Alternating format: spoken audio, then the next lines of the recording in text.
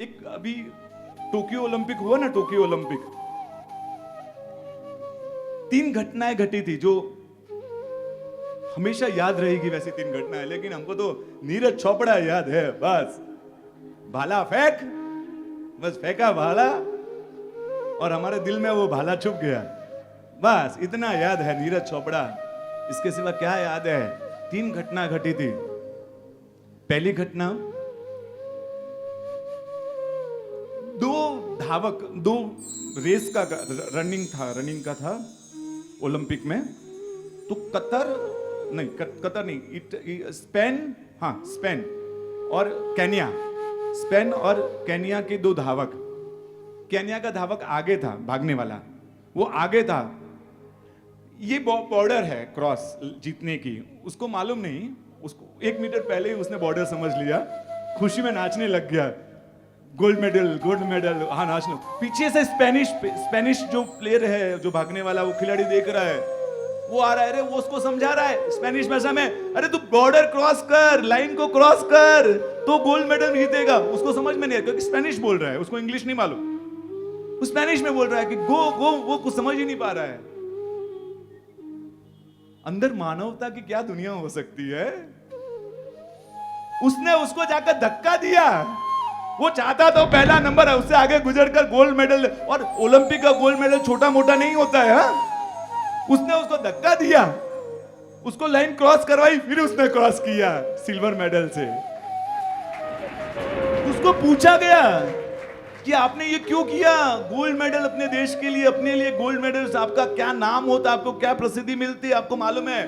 उसने बोला सब कुछ मिलता है, लेकिन मैं ऐसी दुनिया नहीं देखना चाहता था जो किसी को पछाड़ कर, किसी को गिरा कर अपनी दुनिया खड़ी करे। ऐसी दुनिया मुझे नहीं बनानी। शायद मुझे गोल्ड मेडल मिल जाता, लेकिन मेरी मां के सामने मैं जा नहीं पाता। मेरी मां ने मुझे ऐसे संस्कार दिए हैं कि बेटा, किसी का हाथ आगे बढ़ाकर उसको सहारा देकर आगे बढ़ाओ। ये मेरे मां के संस्कार थे। उस संस्कारों को क्या जवाब दे पाता। उसने स्टेटमेंट दिया है, जहां शासन नहीं है, जहां धर्म नहीं है, अपना जिन शासन, वहां पर भी ये दुनिया हो सकती है। हमारे यहाँ तो हम हमारे साधर्मिक को आगे बढ़ाते हैं, हम अपने साधर्मिकों को संभालते हैं। कमजोर है तो उसको क्या करते हैं? उसको सबके सामने खुला करते हैं कि उसको अंदर से संभाल लेते हैं। एक उपाश्रय, वहां पर संघ में वर्षी तप का तप चल रहा था, और सामूहिक वर्षी तप होता है ना। सामूहिक वर्षी तप में शाम का व्यासना घर पर होता है, सुबह का व्यासना संघ में होता है।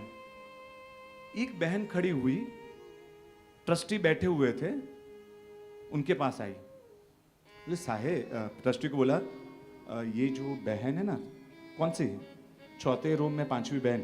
हाँ, उसने गुंदर पार्क लेकर डब्बे में छुपाया है। क्या बात करो? हाँ, मैं श्योर हूं। हाँ, मैंने एक बार भी और नोटिस किया तो भी तब उसमें श्योर नहीं थे, आज तो मैं श्योर हूं, मैंने देखा गुंदर पार्क छुपाया। बोलता हाँ छुपाया है। अच्छा, आपने किसी को बोला है? नहीं, बोलना भी मत। हाँ बहन, बाकी का मैं देख लूंगा। ट्रस्टी क्या होता है? हाँ, क्या होता है?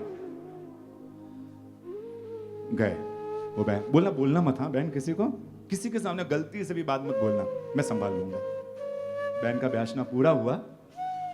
व्यासना करके वो बहन आई, उनको बुलाया, कोने में लेकर गए। किसी की नजर के सामने इज्जत नहीं उतारनी होती है। लेकर गए कि बहन, 2 कारण हो सकता है डब्बे में गुंदर पाक लेकर जाने का। एक तो हमारा गुंदर पाक बहुत अच्छा बनता है यहाँ का, और दूसरा शायद आप अपने घर में ऐसा गुंदर पाक बना नहीं पाते होगे। हाँ बहन, एक काम करना, अगले 4 महीने बाकी है ना, उस 4 महीने का गुंदर पाक का मुझे लाभ देना। हर हफ्ते 1 किलो गुंदर पाक आपके घर में भेज दूंगा बहन, इतना लाभ देना।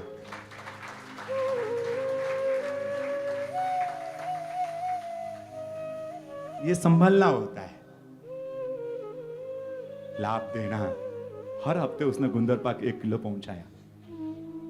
4 महीने के बाद जब पारना हुआ ना, वो बहन किसी को बोल नहीं पा रही है। उसकी आंखों में आंसू है, पास में आई, पारना आपके हाथ से करना है, परिवार के हाथ से नहीं करना है। आप मेरे भाई हो, जो भाई नहीं कर सकता था ना वो आपने काम किया। किसी को मालूम नहीं था कि क्या हुआ, नहीं इनके हाथ से ही पाना। बोले क्यों, कारण क्या? कारण वो दोनों जानते हैं क्या कारण है। ये होता है हमारे साधर्मिकों को संभालने का। लाइन में खड़े होकर फोटो निकालकर उसको कुछ देना और फोटो निकालकर उसको प्रचार करना, वो साधर्मिक नहीं, भक्ति होती है। साधर्मिक दया का पात्र नहीं है, भक्ति का पात्र है।